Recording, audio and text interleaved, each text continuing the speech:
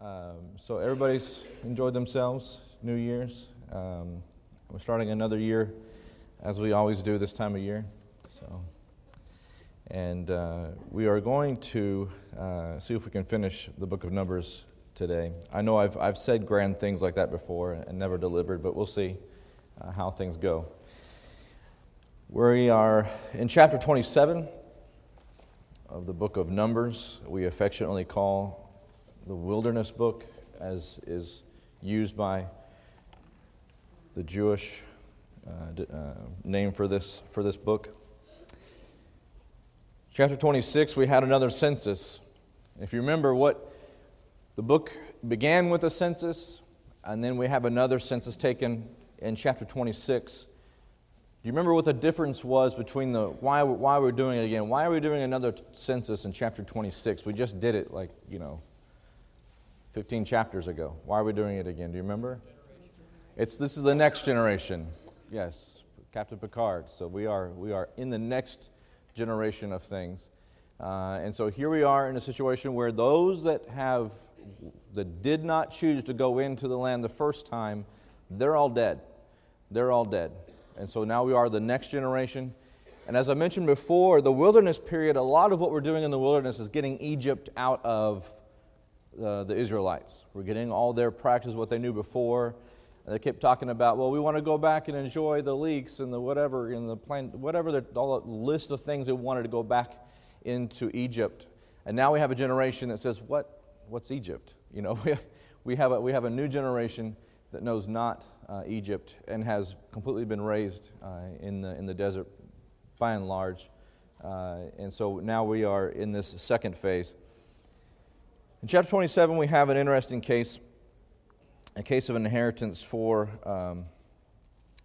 when there are no males, and we're going to get into more law and that kind of thing at the end of the chapter, at the end of the book here. So there are some daughters of Zelophehad, the son of Hepher, the son of Gilead, and the son of Machir, the son of Manasseh, of the families of Manasseh.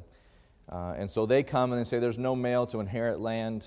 You know, what can we do? And so they are told in this chapter that they would be able to inherit the land. In verse 6 through 11, we're given the law, that they would be able to inherit the land, and that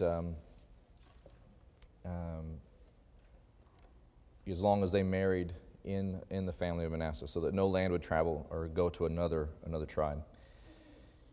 In verse 12, God shows Moses the land. Beginning of verse 12, the Lord said to Moses, "Go up to this mountain of Aram and see the land which I have given to the sons of Israel. When you have seen it, you too will be gathered to your people, as Aaron your brother was. For in the wilderness of sin, during the strife of the congregation, you rebelled against my command to treat me as holy before their eyes at the waters. These are the waters of Meribah, of Kadesh, in the wilderness of sin." And we remember that took place in Numbers chapter 12. What was he supposed to do? Do you remember? He was supposed to speak to the rock. And he decided to do what? To strike it. He hit it. We don't know we're not supposed to be hitting things. And he also said that he and Aaron were the ones that were doing this. And so what God said here is, you didn't treat me as holy. You treated me as some common thing, and did not regard me as holy. Hebrews chapter 4, verse 1 talks about those in that time who came short of the promise because they were not obedient. And Moses was one of those who came short of the promise. He was able to see it from afar, but never got to enter into the promised land. And so the warning that we're given in Hebrews is the same kind of warning that they were given. Don't be obedient so you don't come short of the promises. And we need to do the same thing. Make sure that we're obedient to what God has given us so that we don't come short, as is mentioned in Hebrews chapter 4, verse 1. And so here we are entering into, now Moses begins in verse 15. Then Moses spoke to the Lord, saying, "May the Lord God of the spirits of all flesh appoint a man over the congregation who will go out and come in before them, and who will lead them out and bring them in, so the congregation of the Lord will not be like our sheep having no shepherd. And so Moses, when he hears, that he will not go in, his concern is for the leadership, which we would expect from a leader. His concern is for the leadership of the people. They need somebody to lead them, or they will be like what? Like sheep which have no shepherd. Have you heard that before? Jesus said that in Matthew 9:36, Mark 6:34. When he beheld the people, he had compassion upon them, for they were like sheep without a shepherd. Have you seen sheep without a shepherd before? How many of you have seen actual sheep? There's a few of us. In Idaho, there are a lot of Basque peoples, and they are famous for raising sheep. And we were up in the hills one day, up at church camp. Camp Ivydale is what we called it. We didn't call it Central Florida Bible Camp. It was Camp Ivydale. And there was a well that had just a covering over it, and two sheep who were just wandering around fell into that well. And they were just trying to stay afloat. And if sheep are wandering around without any shepherd, they're going to get into trouble, like these two sheep did. And so in this case, Christ had compassion on them because they were just wandering around. They had no direction, nobody to lead them. And that's exactly what Moses was concerned for. So again, over and over again, we see this type and antitype with Moses and Christ, concerned for how the people are going to be. And that is in Matthew 9:36 and Mark 6:34. And so he begins to name Joshua as the next successor. He says, Take Joshua, the son of Nun, a man in whom is a spirit, and lay your hand on him, and have him stand before Eleazar the priest and before the congregation, and commission him in their sight. And so we are given this sort of passing of the mantle, so to speak, of what is supposed to happen whenever that time comes. And we read here that Moses, in verse 22, did just as the Lord commanded. And so the people know that Joshua is going to be the next guy. Moses isn't dead yet. That doesn't happen until, we don't see that until Deuteronomy, or at the end of Deuteronomy. So here we're given this information. But we have an interesting thing here. Moreover, he shall stand before Eleazar, in verse 21, the priest, who shall inquire for him by the judgment of the Urim before the Lord. And his command, they shall go out at his command, and they shall come in. The judgment of the Urim. What is that? What is this Urim that you speak of?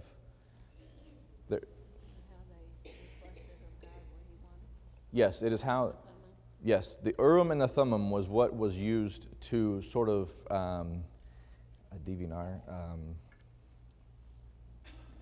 I forgot how to decision making. Yes, I could not. A divinar. You wouldn't know that in Spanish, but that's what was stuck in my head. How they would discern what God would want them to do. We really don't even know what they are exactly. If you Google these things, you see a lot of black and white stones with some writing on them. We really don't know what they are. We see them first mentioned in Exodus 28:30, and they are to be kept with the high priest in that breastplate, or as though there were a pocket behind it, or a pocket there with that breastplate. And we see them used extensively in 1 Samuel 14:41, and then again in 28:6. 1 Samuel 14:41, and then in 1 Samuel 28:6, where at one point they're saying, we're not even getting any answer from God, not even from the Urim and the Thummim. We're not even getting any answer from God. And so this was a way of discerning what the will of God was by casting of lots. And we see this happen in the New Testament. We see this happen in the New Testament. When a new apostle is appointed, they cast lots. And that's where they get this concept from. It wasn't like they were rolling dice to see who the new apostles were going to be. They were doing this concept of the Urim and the Thummim for God to decide what was going to be the next, or who's going to be the next apostle. And so this is an interesting concept. You'll see it kind of pop up in the history of the Old Testament, and this is what this is. And so Joshua was to use this in his discerning what the will of the Lord was. And it's interesting, it's a step down from the relationship that Moses had with God. Moses was able to talk with God.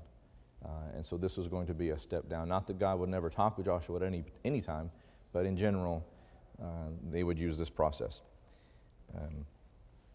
And then in chapter 28, we have some offerings that are given. We have verses 3 through 8, we have the daily offering. And verse 2 is rather interesting. Command the sons, God talking to Moses, command the sons of Israel and say to them, you shall be careful to present my offering, my food, for my offerings by the fire, a soothing aroma to me.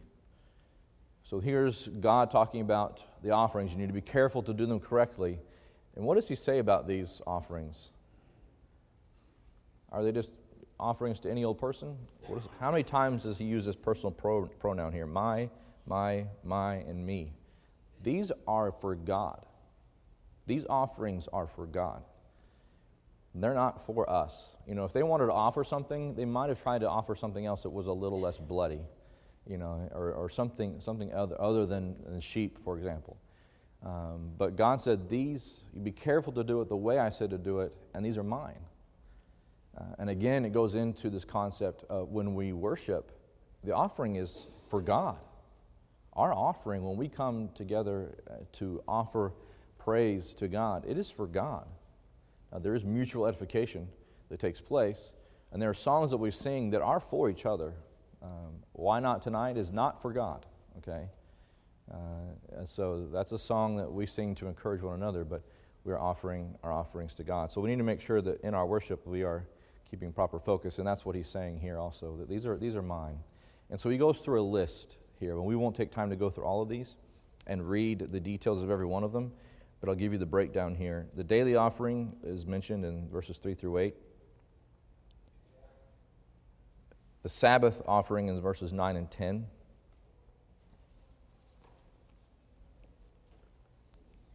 There, in verses 11 through 15, they are to give an offering at the beginning of each month. 11 through 15. 16 through 25, we have the Passover offering. The Passover is mentioned again.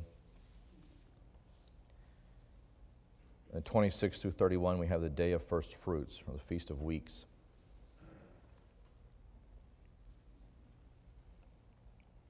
I don't know if you have there mentioned, it mentioned several times, holy convocation. You shall do no laborious work. And so it is a time, much like the Sabbath, in that you don't work on those specific days. The very last phrase I have in my version says that they shall be without defect, in reference to the offerings. And I put out there beside in my notes, sin is expensive. Sin is expensive.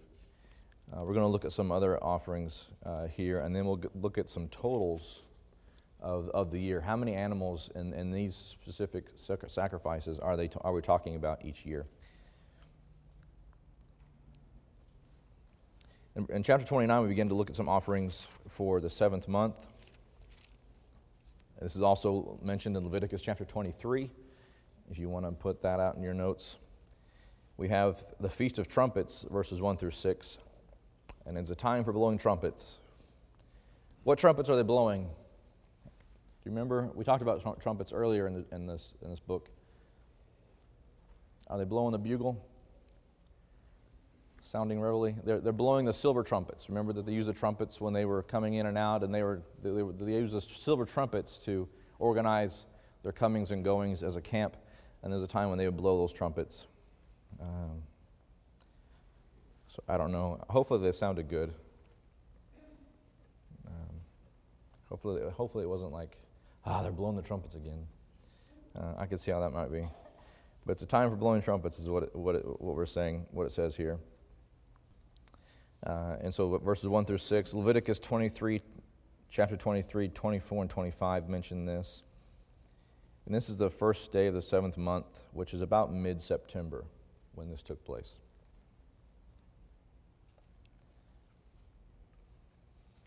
Then we have the Day of Atonement, verses 7 through 11. That is mentioned in Leviticus 16, 29 through 34.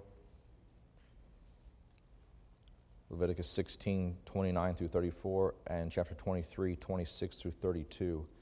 And it says several times in here, humble yourselves, or humble your soul during this time, Day of Atonement. And that is used in reference to fasting. So this time of the Day of Atonement, when you were to humble your soul before God, was a time in reference to fasting during the Day of Atonement. Verses 12 through 40, we have the Feast of Tabernacles.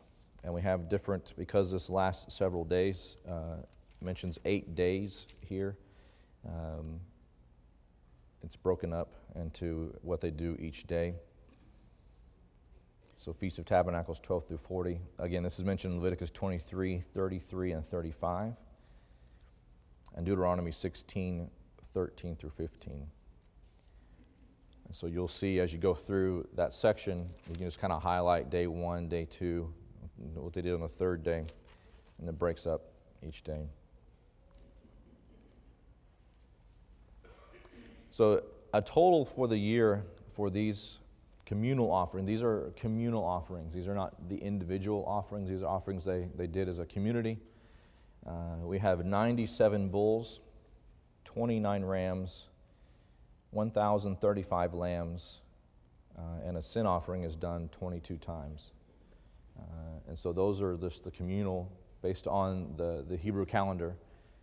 Those are the things that's about how many they did each year as far as killing of animals. And it was quite an extensive process. And again, remember that when we think of sacrificing animals, we think, well, you kill them and you throw them up on the big brazen altar and you let them burn.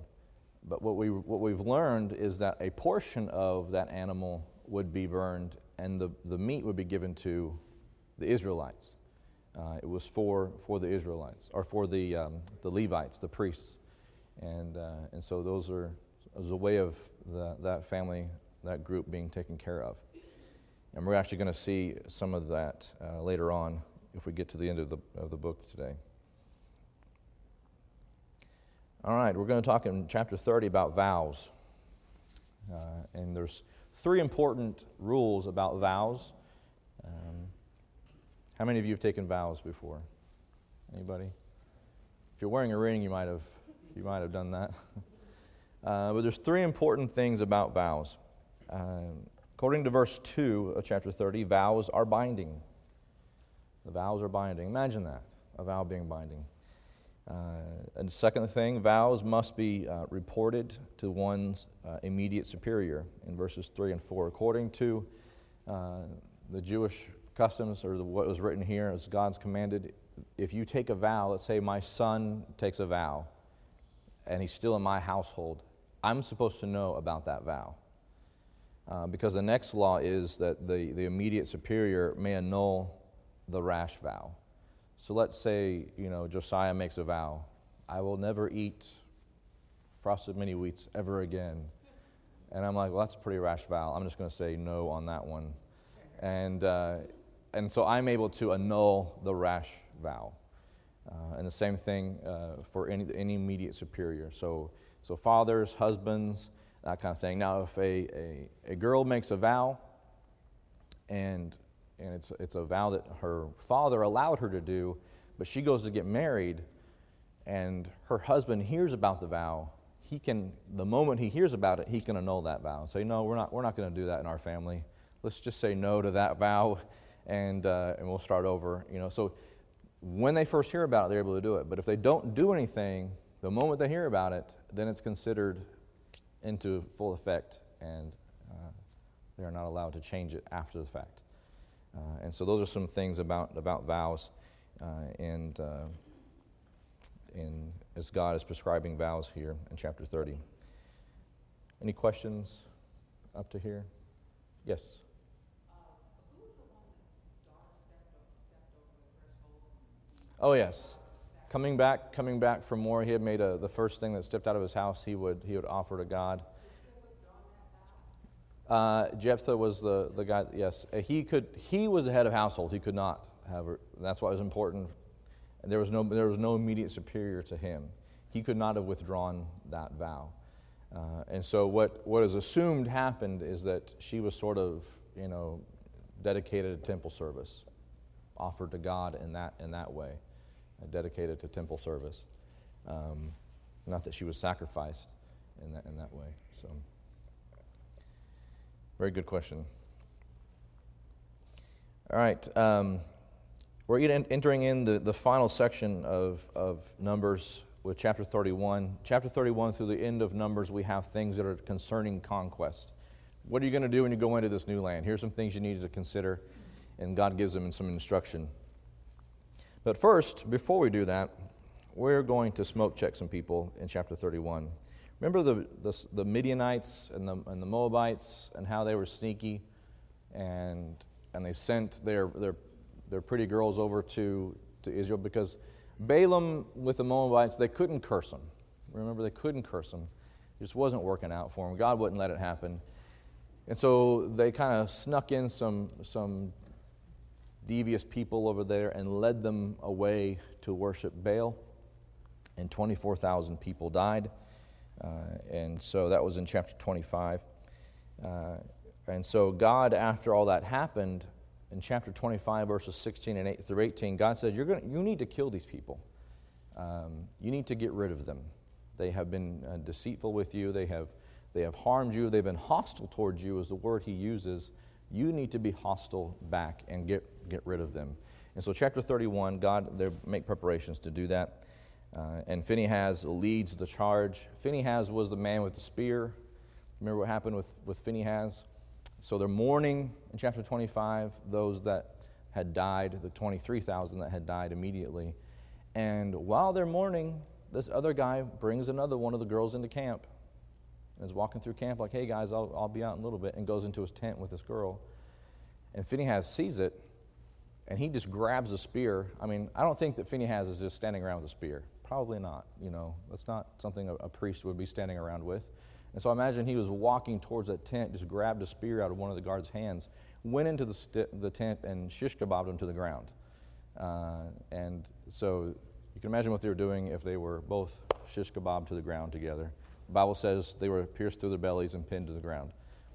So we kind of get an idea of what they were doing. And God said he stayed the vengeance. He stopped what was going to happen. And so he leads the charge against the Midianites in chapter 31.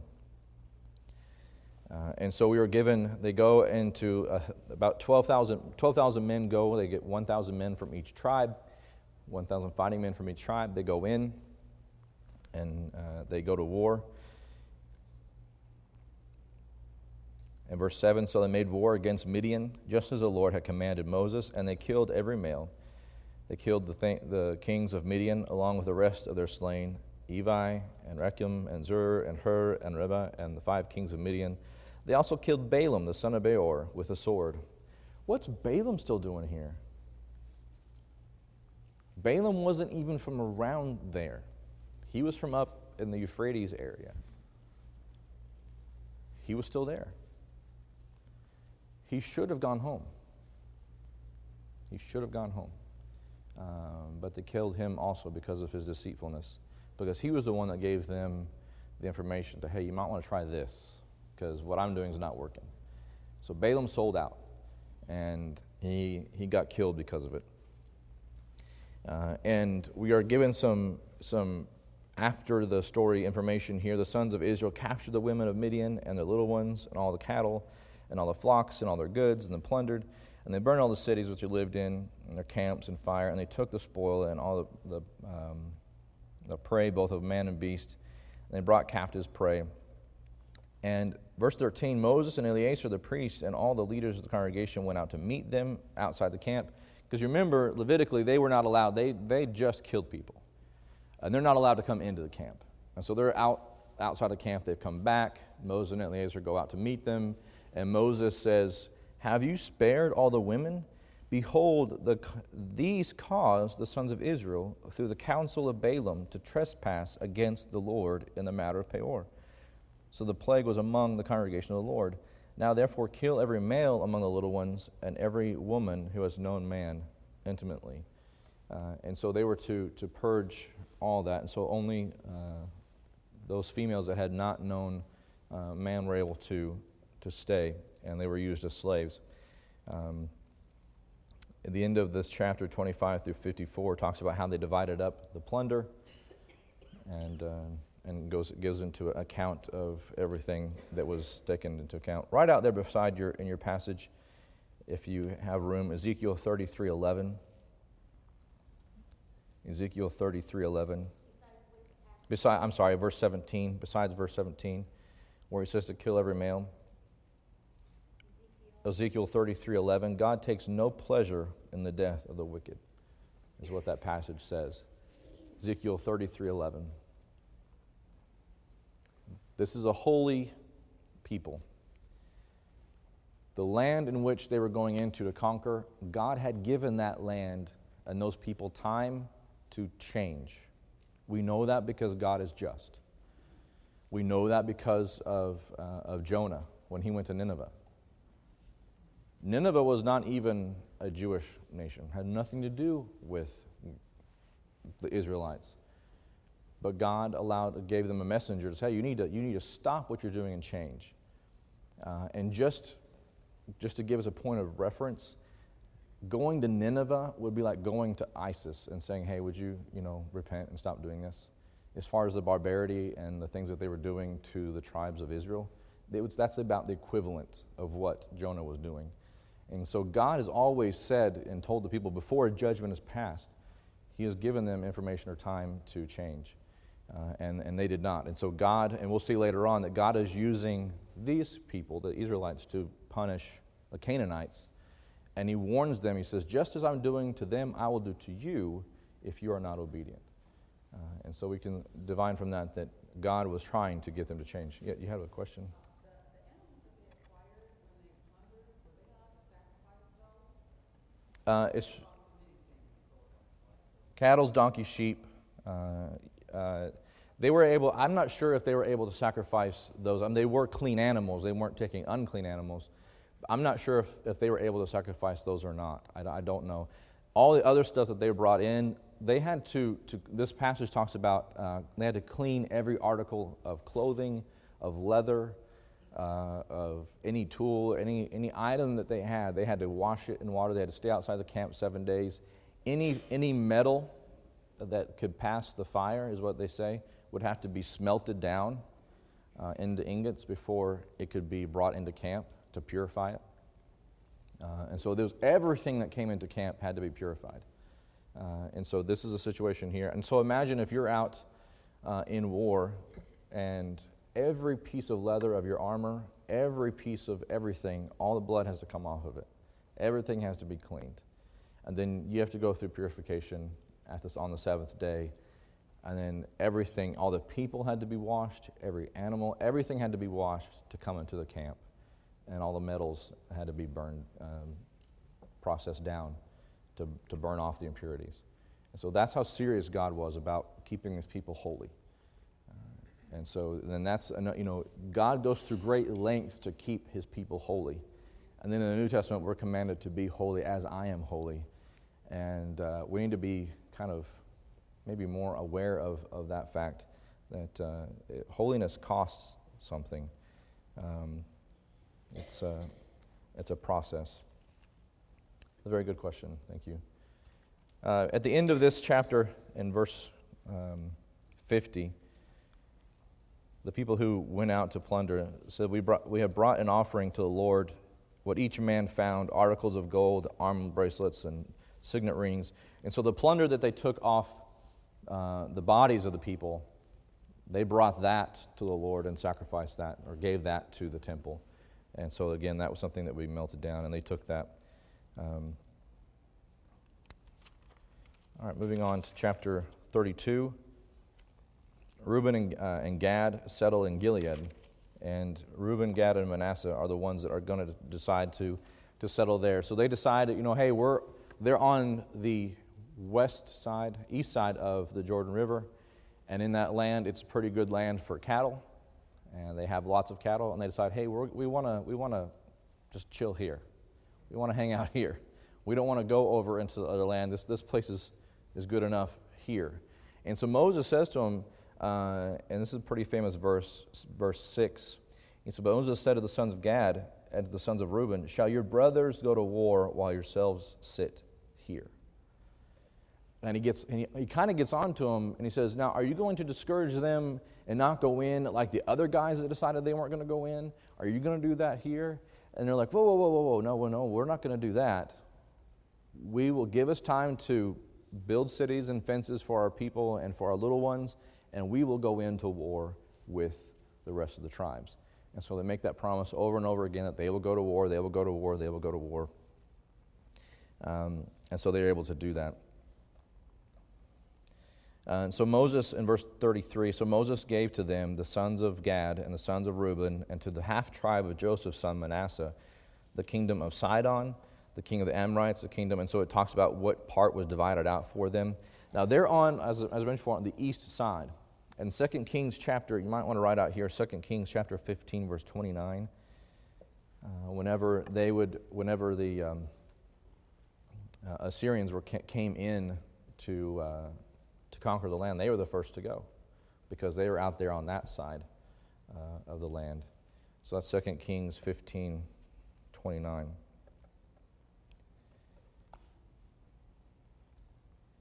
Chapter 33, we have the review of the journey from Egypt. We're given a sort of a recap of where they camped.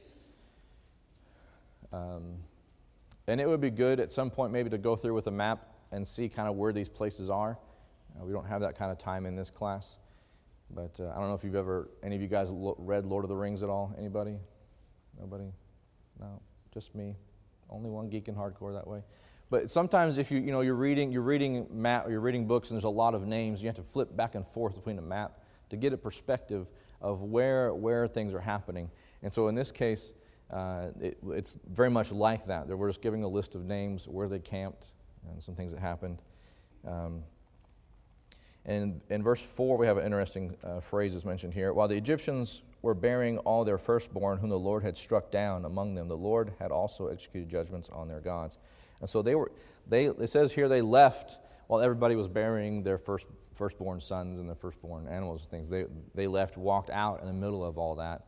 And it says here, God also executed judgments on their gods. And so the plagues were in reference to specific gods or deities of Egypt. And you can write out there Exodus 12:12 is a reference there. We're given here in verse 38 the time that Aaron died. He died when he was the age of about 123 years old. In verse 38. And the end of the chapter, verses 50 through 56, we're given this law of possessing the land.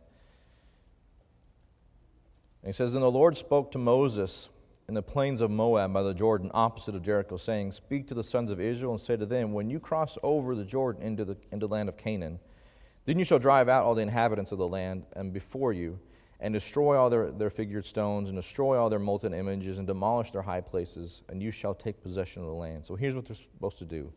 They're supposed to drive out the inhabitants, destroy all their idols, and take the land from them. And he says, "And you will live in it, for I have given the land to you to possess. You shall inherit the land by lot, according to your families.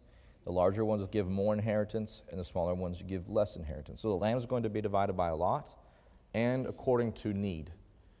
So that's how the system was going to be used.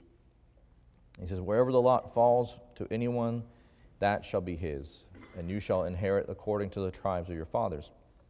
But if you do not," here's some foreshadowing, "but if you do not drive out the inhabitants of the land from before you, then it shall come about that those whom you let remain of them will become as pricks in your eyes and as thorns in your sides, and they will trouble you in the land which you live. And as I plan to do to them, so will I do to you." And so here is that phrase. If this happens, if you don't drive them out, they're going to be a thorn in your side the whole time. And as I'm doing to you, I will do, or as I'm doing to them, so will I do to you. And so that's a foreshadowing. God knew that they weren't going to necessarily drive out every inhabitant. But they sort of stopped short of doing just that. Joshua 23:11 through 13 mentions something to the same effect. Joshua 23:11 through 13. And again, this passage kind of gives us an idea that God gave the inhabitants of Canaan a chance to turn back, to repent. So he's using Israelites to exact punishment on them.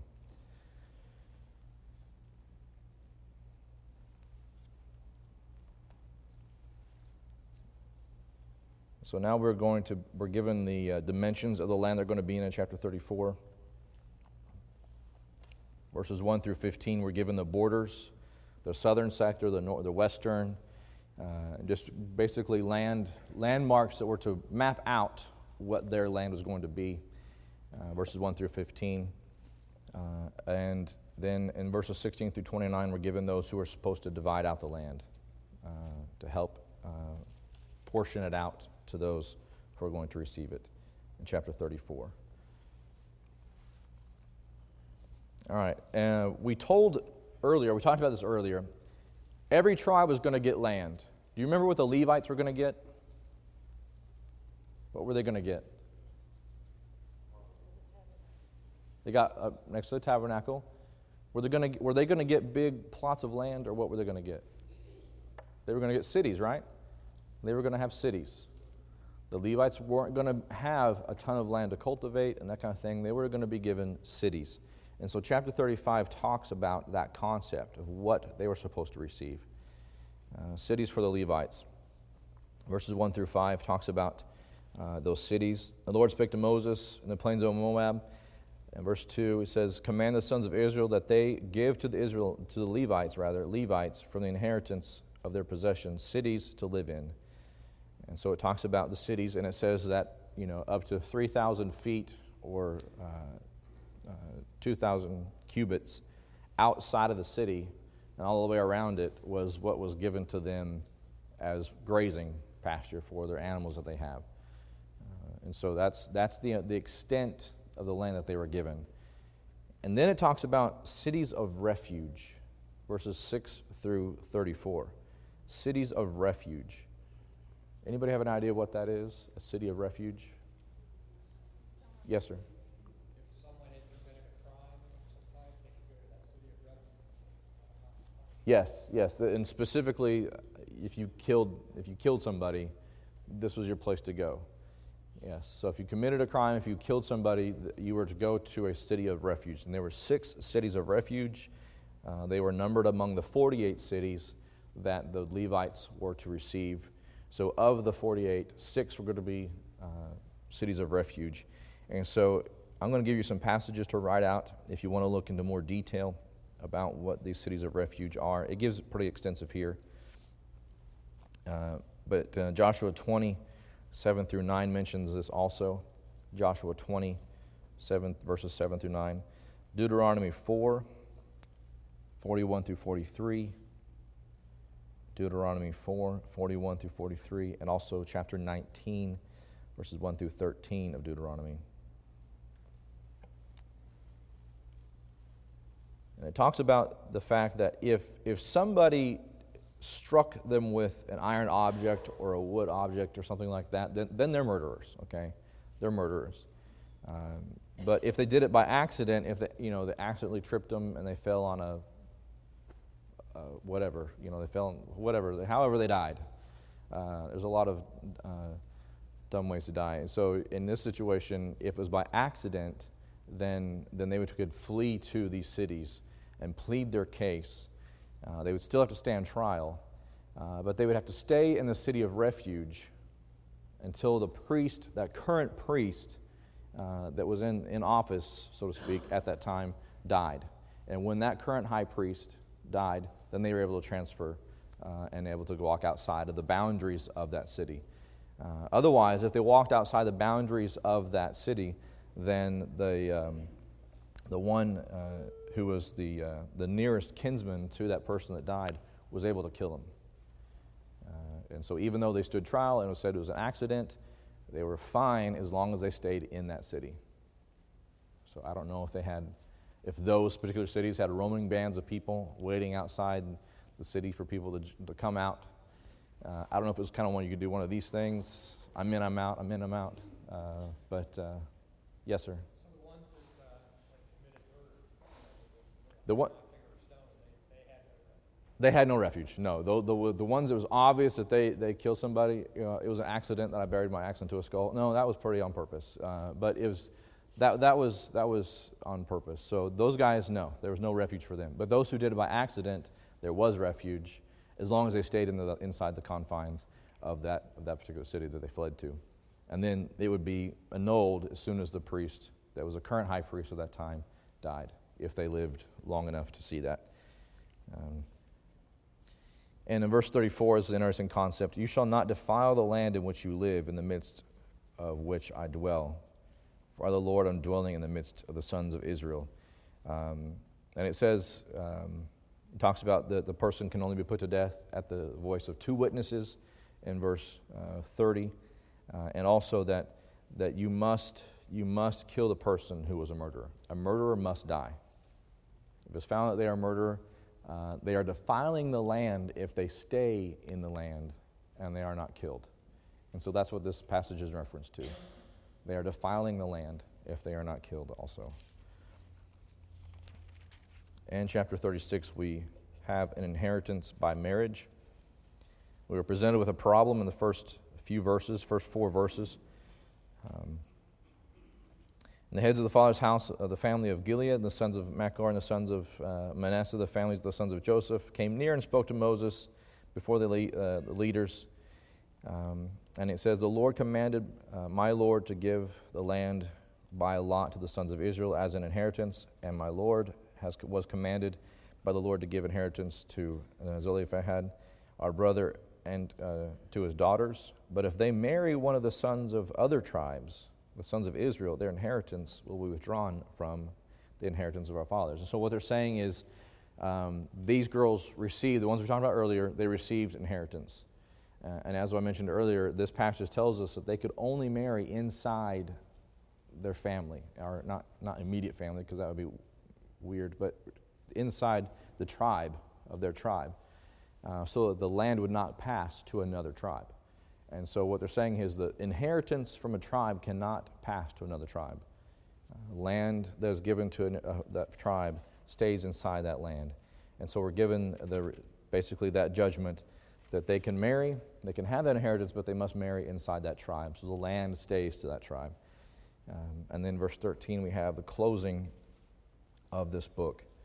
These are the commandments and the ordinances which the Lord commanded the sons of Israel through Moses in the plains of Moab by the Jordan opposite of Jericho. So we've come a long ways in this book. We've come a long ways. Where were we when we started this book? Mount Sinai, right? We stayed there for a few chapters, and then we left. And we were all over the place. A lot of people died. People did things they shouldn't have and died. And then they kind of learned their lesson and started turning around. A next generation rose up. And now we're poised to start Deuteronomy. Deuteronomy, as we'll get to it, is 3 sermons, basically, a bunch of sermons preparing the people to go into the land. And so we'll start that next Sunday. Any questions or anything before we close? All right, thank you.